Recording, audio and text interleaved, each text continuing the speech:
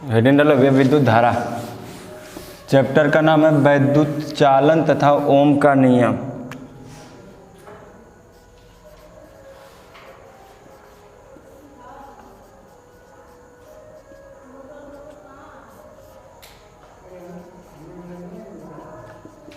Electric current,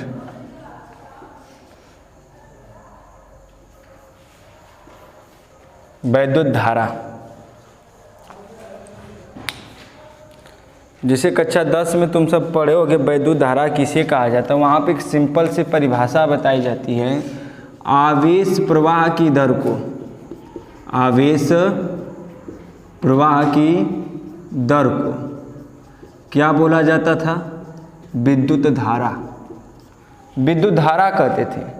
एक simple सी परिभाषा का नाम लिया जाता था कि आवेश प्रवाह की दर को विद्युत धारा कहते थे। अर्थात विद्युत धारा बराबर सूत्र बनाया गया था आवेश बटे में समय, आवेश बटे में समय। और ये भी कहा गया था कि I बराबर Q बटे में क्या होगा बच्चा? T होगा। यही बोला गया था ना, I बराबर Q बटे में T, यानी विद्युत धारा को I से प्रदर्शित करेंगे, आवेश को Q से और समय को T से। आवेश का मात्रक हो जाएगा कूलाम, समय का मात्रक हो जाएगा सेकेंड, अर्थात विद्युत धारा का मात्रक हो जाएगा कूलाम प्रति सेकेंड, कूलाम प्रति सेकेंड। और यह कूलाम प्रति सेकेंड को बच्चा एम्पियर भी बोलते हैं। क्या बोलते हैं? एम्पियर भी बोलते हैं। इतनी बात हमें संज्ञान में थी कि आवेश प्रवाह की दर को हम क्या बोलते हैं बच्चा? विद्युत धारा। एक और तरीके से विद्युत धारा को हम डिफाइन कर सकते हैं, परिभाषित कर सकते हैं। I बराबर जो Q बटे में T है, अगर T बराबर ले ले 1 सेकेंड, कितना सेकेंड ले ले बच्चा? 1 सेकेंड, तो उसको बोला जाएगा एकांक समय। क्या बोला जाएगा भैया? एकांक समय। एकांक समय में प्रवाहित आवेश को ही क्या कहा जाएगा बच्चा? विद्युत धारा। ये भी बोल सकते हैं एकांक समय में प्रवाहित आवेश को क्या बोला जाएगा? विद्युत धारा बोला जाएगा। तो बच्चा इधर थोड़ा सा गौर फरमाओ कि जो एकांक समय में विद्युत धारा को हम प्रवाहित कर रहे हैं, तो अगर मान लो T बराबर 1 सेकेंड है और जो Q बराबर ले ले 1 कूलाम, Q बराबर कितना कूलाम ले ले बच्चा? 1 कूलाम, तो I बराबर कितना आएगा बच्चा? 1 एम्पियर आएगा। एम्पियर को A से प्रदर्शित करेंगे। किससे प्रदर्शित करेंगे? A से, चूंकि बेसिक चीज है तो हम आराम से थोड़ा स्पीड में है। I बराबर 1 एम्पियर, तो 1 एम्पियर कभी कभी एग्जाम में तुम्हारे बोर्ड में पूछ देगा कि 1 एम्पियर किसे कहते हैं, 1 एम्पियर किसे कहते हैं। तो इस चीज को भी फोकस करो। अभी बता रहे हैं, जरा ध्यान दो। I बराबर Q बटे में क्या हो जाएगा? T। Q मतलब 1 कूलाम, T मतलब 1 सेकेंड। 1 कूलाम मतलब 1 coulomb 1 second, 1 second.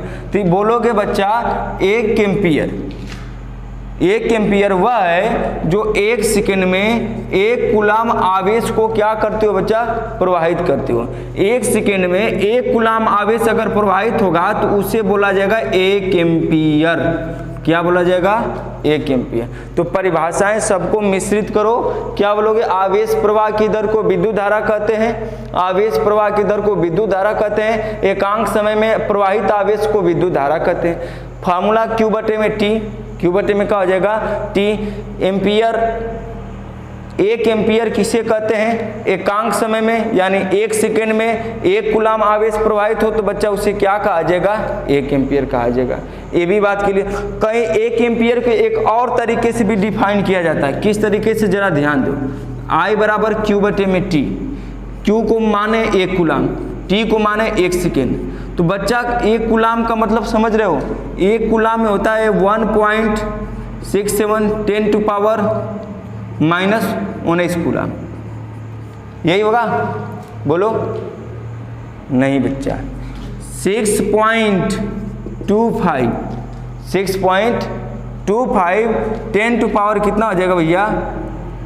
10 to power यहाँ से रख लो, Q बराबर N into E, N into E।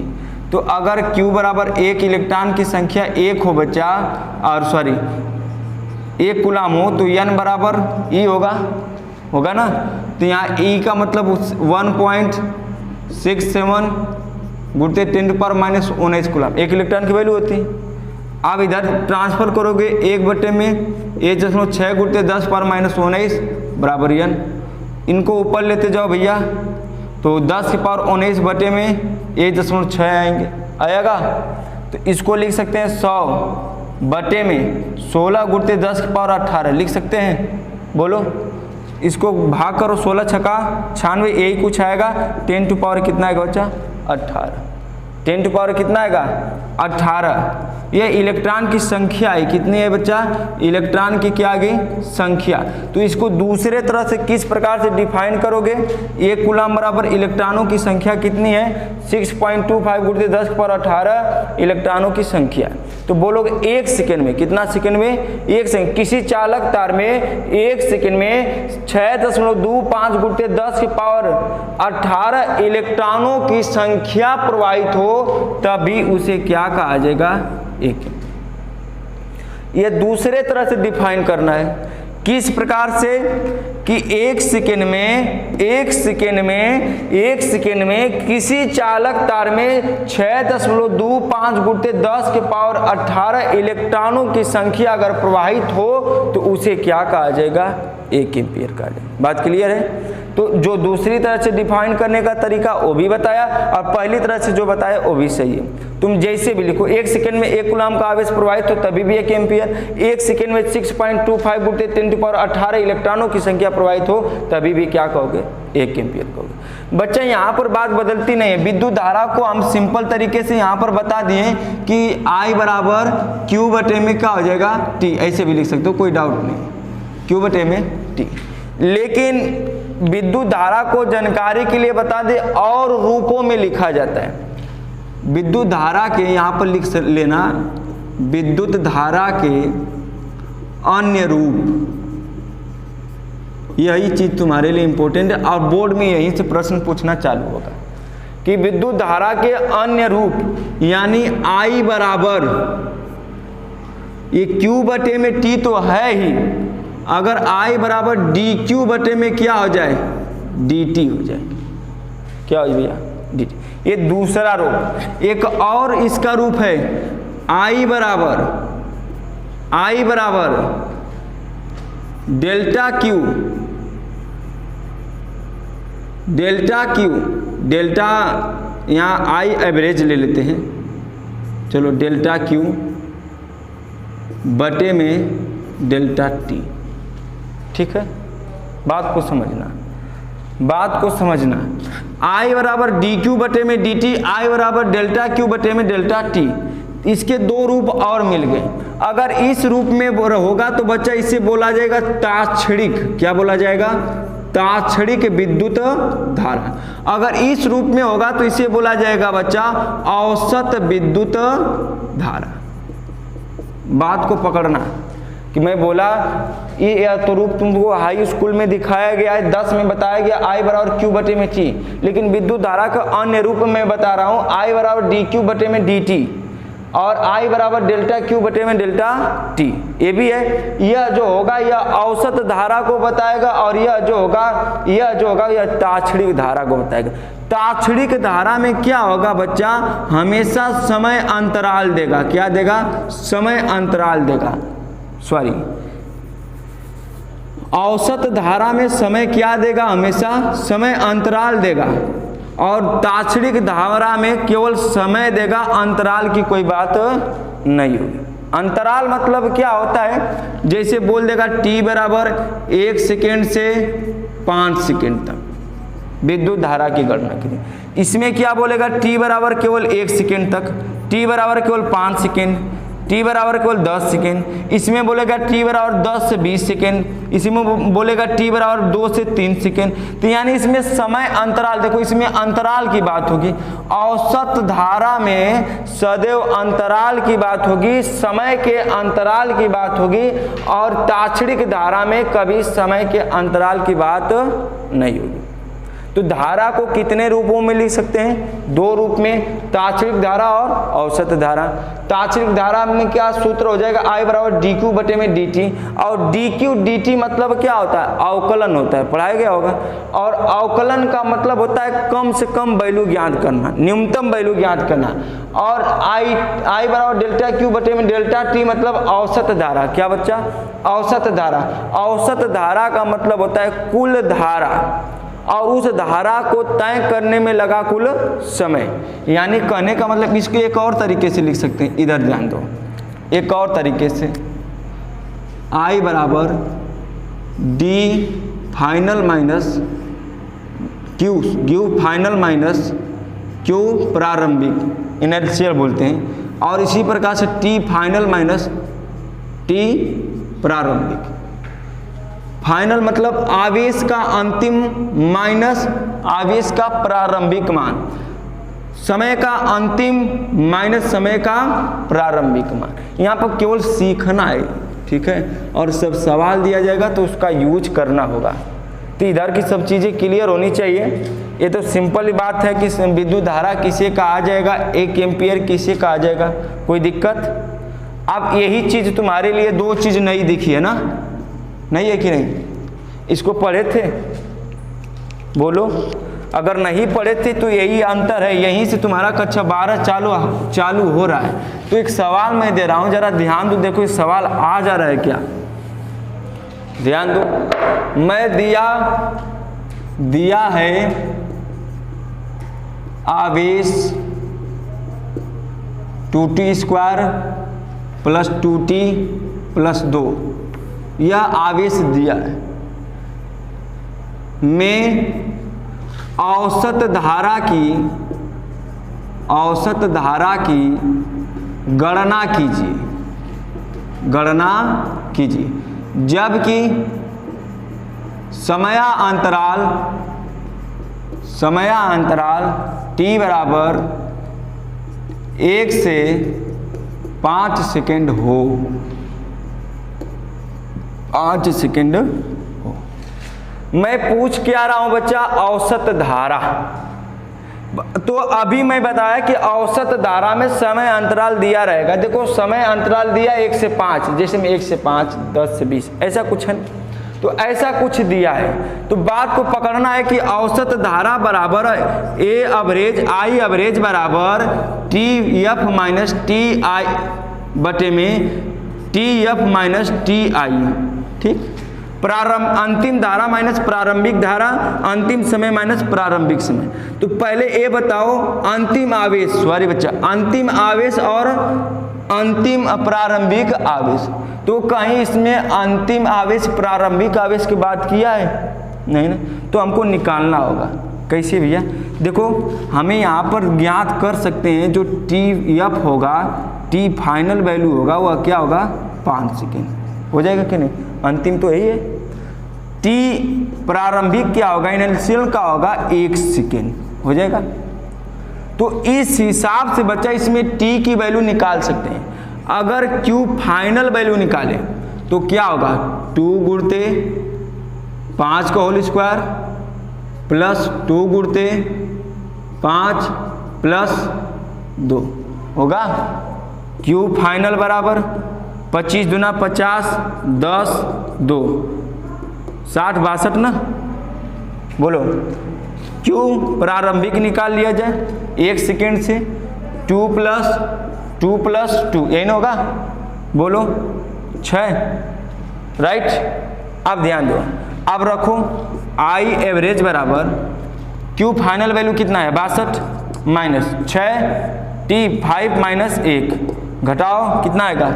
56 बटे में 4, 4 कमा 4 चौको 16, सही है ना? एम्पियर। बात पकड़ में आई कि नहीं? बोलो। केवल यही अंतर है, यही अंतर यहाँ पर यह बताया जा रहा है कि जो विद्युत धारा का अन्य रूप है, अन्य रूप में भी लिखा जाता है, एक तात्क्षणिक धारा के रूप में, एक औसत धारा के रूप में लिखा जाता है। औसत धारा में सदैव समय अंतराल को बताएगा और तात्क्षणिक धारा में केवल क्या देगा? निश्चित समय दे देगा। क्या दे देगा, निश्चित समय दे देगा। अगर इसी में पूछ दे, जरा ध्यान दिया, अगर इसी में पूछ दे तो आगे चले इसको मिटा देना। देखो कुछ नोट करने वाली चीज़ होगी तो इसको बताना, नोट कर लें। अच्छा एक ठे सवाल दे रहे हैं, जरा इसको लगाओ, यहीं पे लगाओ। सवाल ये है Q बराबर दे रखा है 2 6 plus 5t² plus 5t plus 2 में IAB औसत धारा की गणना करना है। गणना कीजिए जबकि समय 1 से 2 सेकेंड हो। चलो लगाओ, जबकि समय 1 से 2 सेकेंड हो, जबकि समय 1 से 2 सेकेंड हो। चलो देखो, लगभग जरूरत तो है ना। अगर यही सवाल दे दें और पूछ दें कि जरा इसको लगाओ, Q बराबर 5t² प्लस 2t प्लस 1, ताक्षणिक धारा की गणना की।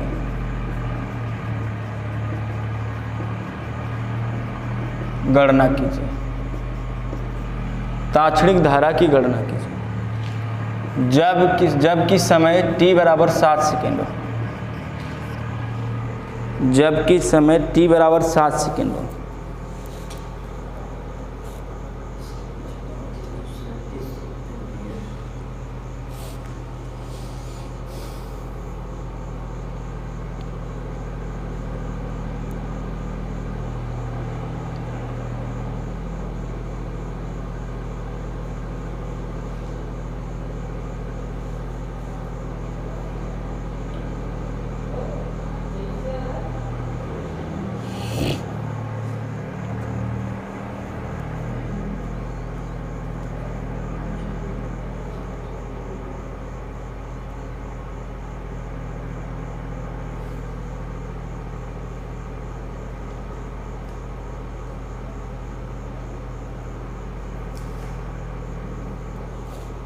लगा कितना ला? हाँ 72 एम्पियर लगा दें, मुँह कक्ष लगा दें। देखिए ताक्षणिक धारा की गणना करना ना, इधर देखा तो ताक्षणिक धारा आई ताक्षणिक बराबर dq बटे में dt, यही ना। आप ध्यान दें, पहले यहाँ पर t बराबर कितना सेकेंड है, 7 का वैल्यू यहाँ रख के Q फाइनल निकालना, फाइनल रिजल्ट। तो Q बराबर 5 गुणते 7 को होल स्क्वायर प्लस 2 गुणते 7 प्लस 1, बोला 7 7 49, 49 में 5 को गुणा करा कितना आला, बोलो 145 प्लस 14 प्लस 1 15 ना, 245 जोड़ा 15 50 260, यही ना। आप ध्यान दें तो dq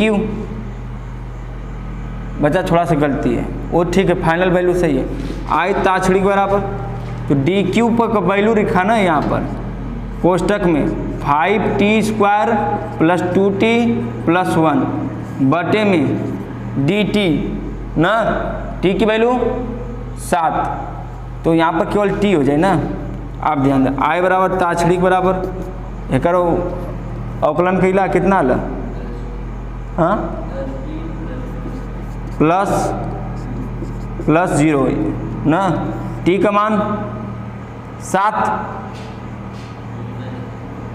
यहाँ t7 हुई ना हो, d7 तो dt का मान कितना 7, तो सापेक्ष रहता है ना, उससे कोई मतलब नहीं। तो 10 गुणते 7 हो जाए प्लस 2 हो जाए प्लस 0 बटे में 7, 70 2 72 बटे में 2 7 है ना, 10 दशमलव कुछ आएगा, कितना है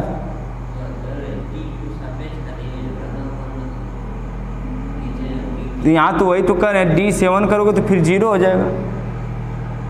तो यहाँ केवल सापेक्ष के मतलब केवल जैसे अवकलन करते हो तो dx होता है तो बोलते हो dy के सापेक्ष, तो जो सापेक्ष होता है उसका कोई मतलब नहीं होता है। तो हमें अवकलन की थोड़ा भूल गए हैं, तब जैसे भी हो। तो यानी यहाँ 7 की वैल्यू कुछ नहीं होगी ना, तो केवल कितना आ जाएगा 72, ये ना। ठीक, चलो लग जाएगा। बोलो अगला नोट पॉइंट लिखो। जब आवेश वृत्ताकार पथ पर गति करता हो, जब आवेश वृत्ताकार पथ पर गति करता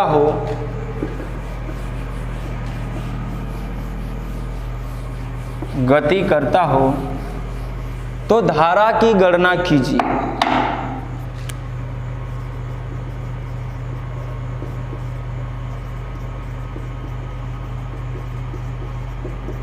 तो धारा की गणना कीजिए। जितने टाइप के धारा से सवाल बनते हैं मैं सब टाइप के करवा दे रहा हूँ, ठीक है। जितने टाइप के धारा से सवाल बनते हैं सब टाइप के धारा करवा दे रहा हूँ। देखो 2 रूप में यह बताया, I बराबर डी क्यू बटे में डी टी, I बराबर डेल्टा क्यू बटे में डेल्टा टी। इधर से कोई दिक्कत तो नहीं होनी चाहिए। अब इधर देखो तीसरा नोट पॉइंट है कि वृत्ताकार पथ पर आवेश गति करेगा तब धारा कैसे निकालोगे। तो चूंकि यह वृत्ताकार पथ है ना, इस पर केंद्र होता है या आर होता है, यह क्या होता है भैया आर होता है, और इस पर इलेक्ट्रॉन गति करेगा v वेग से, यही ना, v वेग से वृत्ताकार पथ पर गति करेगा। तो चूंकि जब आवेश इलेक्ट्रॉन गति करेगा तभी होगा, नहीं तो विद्युत धारा उत्पन्न होने वाली नहीं है। तो यहाँ पर बात यह कि वृत्ताकार पथ पर आवेश गति करता है तो धारा कैसे निकालेंगे। तो धारा निकालने के लिए एक ही तरीका, I बराबर क्यू बटे में टी, I बराबर क्यू बटे में टी। केवल छोटा सा दिमाग लगाना है, I बराबर क्यू बटे में इसका ले लो बड़का टी, क्या ले लो बड़का टी, और बड़का टी को तुम जानते हो क्या बोलते हैं आवर्तकाल, क्या बोलते हैं आवर्त। और आवर्तकाल को निकालने के लिए 3 फार्मूले होते हैं। कितने फार्मूले होते हैं? 11 में पढ़े होगे बच्चा, 2 पाई आर बटे में भी, याद है ना, याद है कोनो बात ना, v बराबर 2 पाई आर बटे में टी, ऐसे कुछ पढ़े होंगे। दूसरा भैया 2 पाई बटे में ओमेगा कोणीय वेग, और एक और है 1/n, n मतलब आवृत्ति। तो आवर्तकाल निकालने के लिए 3 फार्मूले, और यह 3 फार्मूले केवल किस पर होगा, वृत्त में आएगा। अब किस पर बोल रहा है, अगर वेग दिया है और आर दिया है तब ये निकाल के टी निकाल लोगे। अगर कोणीय वेग दिया है तो यह फार्मूला लगा लोगे। अगर चक्रों की संख्या दिया है तो यह फार्मूला लगा लोगे। बात पकड़ में आ रही कि नहीं? अगर वृत्ताकार पथ पर आवेश गति करता हो तो धारा निकालने के लिए सूत्र में बताया I बराबर क्यू अपान टी, लेकिन जो यहाँ पर टी उपयोग में लाओगे बच्चा वह टी क्या बना लेना, आवर्तकाल। और आवर्तकाल निकालने के लिए तुमको 3 फार्मूले बता रहा हूँ, 2 पाई आर बट्टे में भी, 2 पाई बट्टे में ओमेगा, 1/n। कोई नहीं बताने वाला है। जितने टाइप के विद्युत धारा के सवाल बन रहे हैं सब करवा दे रहे हैं, सब करवा दे रहे हैं। तो एक सवाल बोले लिखो, तुम्हारे सिलेबस में तो नहीं लेकिन ऑब्जेक्टिव यहाँ से बन सकते हैं। लिखो कि हाइड्रोजन परमाणु में कोई इलेक्ट्रॉन 10 के पावर 20 चक्कर प्रति सेकेंड की दर से 10 के पावर 20 चक्कर प्रति सेकेंड की दर से घूम रहा है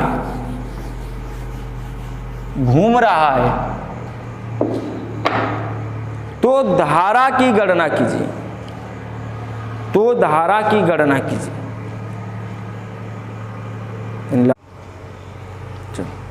सवाल ये कर रहा है कि हाइड्रोजन में परमाणु में कोई इलेक्ट्रॉन है कि जो 10 की पावर 20 चक्कर प्रति सेकेंड घूम रहा है, तो धारा की गणना करने के लिए करा है।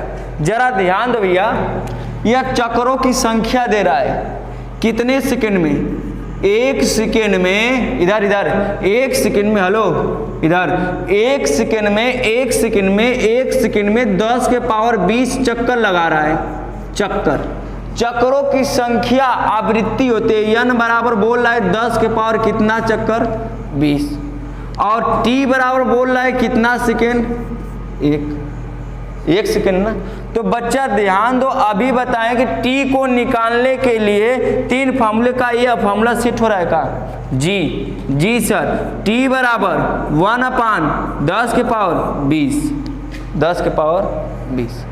बच्चा ध्यान दो, यह t इसके लिए है, नॉट इसके लिए, ठीक है। तो अब t बराबर 10 के पावर 20, तो इसको लिख सकते हैं t बराबर 10 के पावर -20 लिख सकते हैं ना। अब ध्यान दो, अब फार्मूला क्या करा, I बराबर Q बटे में T। आप बताओ बच्चा, यह इलेक्ट्रॉन है ना, कौन है इलेक्ट्रॉन, एक इलेक्ट्रॉन की वैल्यू क्या होती है 1.6 गुणित 10⁻⁹ बटे में t की वैल्यू 10⁻20, ऊपर ले जाएंगे प्लस में 1.6 गुणित 10⁻19 गुणित 10 के पावर 20, बोलो राइट। तो 16 कितना आएगा, 16 आया था, सही है ना। अगला बोलें, इसको नोट करने की जरूरत तो है नहीं, लग जाएगा ना।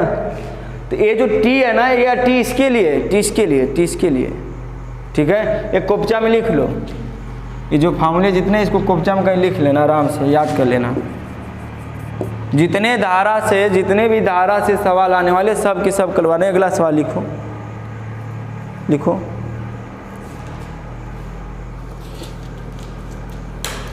किसी चालक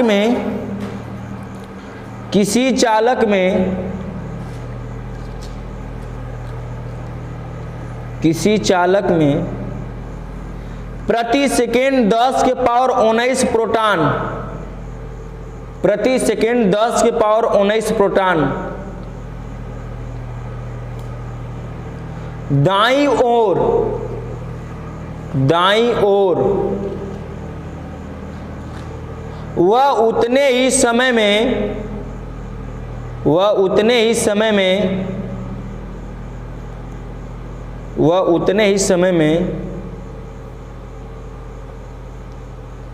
10 के पावर 21 इलेक्ट्रॉन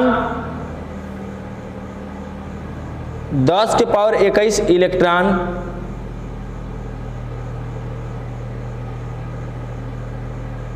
इलेक्ट्रॉन दाईं ओर गति करते हैं।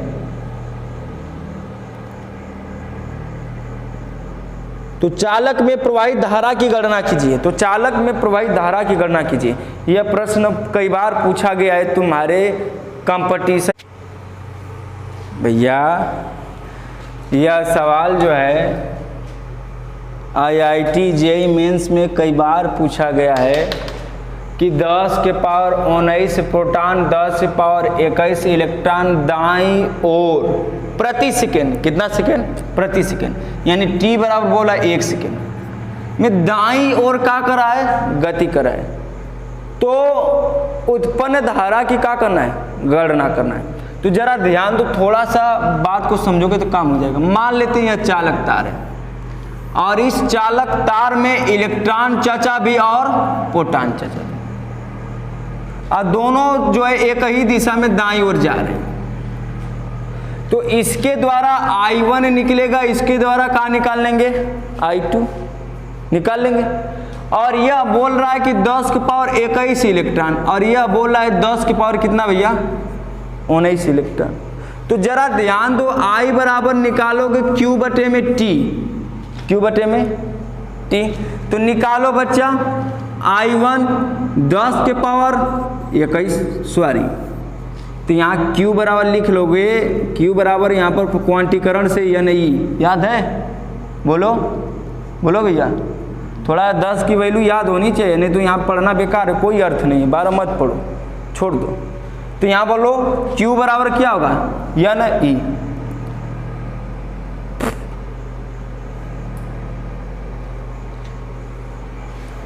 का यार 12 लेटिया कुछ लोकत ना, कहीं गिर न जाए, पहले इसको रोको।